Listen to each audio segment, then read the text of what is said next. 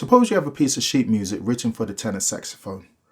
When the note C in this music is played with the tenor saxophone, the actual sound produced is B flat. If this note C is played with an alto saxophone, the actual sound produced is E flat. In order to change or transpose the tenor sheet music so that when it is played with an alto saxophone the same note is actually produced, you would have to lower the written note until the actual sound produced is the same. Now, when the new transposed music is played with the alto saxophone, the actual sound produced is the same as when it was played with the tenor.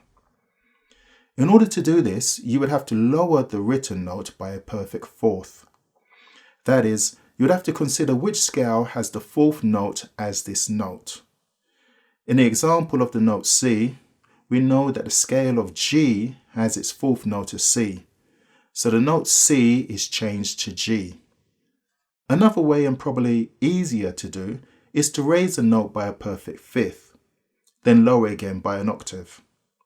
We can do this because raising a note by a perfect fifth gives the same note as if it was lowered by a perfect fourth. It will give the same note an octave apart, and that's why we finally have to lower it again by an octave.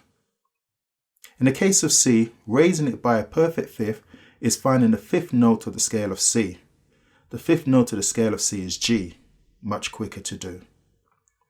Let's do another example. Suppose that the note was F on the tenor sheet music. Then raising it by a perfect fifth would be the fifth note of the scale of F, which is C. Lowering it by a fourth, you would have to consider which scale has F as its fourth note. We know that this scale is the scale of C.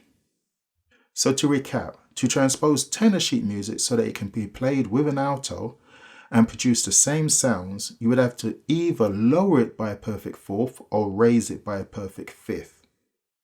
Now let's see what happens when you transpose all of the notes of the scale of C up a perfect fifth. This gives you the scale of G with one sharp, so we can change the key signature, which would mean that we wouldn't have to keep writing the sharp as an accidental.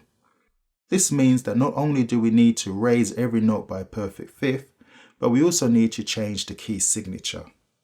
Let's see this in practice. Here are the first few notes of Mercy, Mercy, Mercy for the tenor. It is in the key of D with two sharps and has two accidentals. First, take note of the accidentals, as you'll have to adjust them later. Next, change the key. The original sheet music is in the key of D. If you raise D by a perfect fifth, that is, if you find the fifth note in the key of D, you'll realize that it is an A. So change the key signature to A. Now, move all the notes up by a perfect fifth, so you know what the new transposed notes are. Then move them down an octave so they fall within the correct register. You can do this one note at a time. An easier way to do this is to follow this rule. Forget about the accidentals.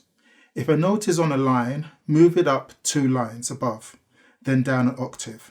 If a note is in a space, then move it up 2 spaces above, then down an octave. The key signature will ensure that these intervals are at a perfect fifth. Now adjust the accidentals so that they are at the same intervals as in the original music. The C natural in the original music is half a tone lower than the note in the key. So the transposed note must be half a tone lower than the new note in the new key. Because you have changed the key signature, the new music should look similar to the old music. So to transpose from tenor to alto can be quite tricky to start off with, so I hope you found this video informative and helpful. Obviously when you transpose from tenor to alto, you're actually lowering the notes, so you may find that you actually lower the notes too low, so it's out of the range of the alto saxophone, so it's not playable by the alto saxophone. So you're going to have to find some solution for that.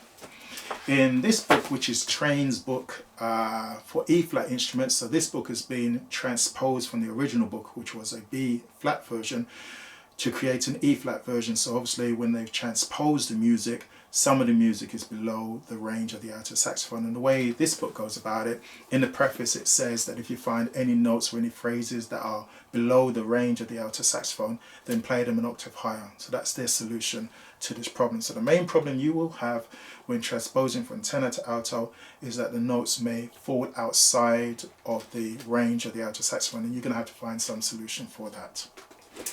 So lastly, let me say thank you for watching this video. I hope you enjoyed it. Please consider subscribing to the channel, and I shall see you soon. Bye bye.